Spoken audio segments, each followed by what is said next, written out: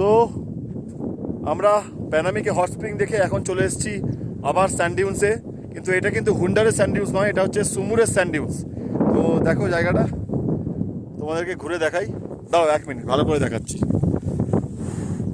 দেখো এখানে কি সুন্দর একটা ক্লিয়ার ওয়াটার আছে, যার উপর একটা সুন্দর ব্রিজ করা আছে, আর এই ব্রিজটা টপকে গেলেই কিন্তু এপারে রয়েছে স্যান্ডিউন্স, বিরাট বড় স্যান্ডিউন্স, ডেজার্ট।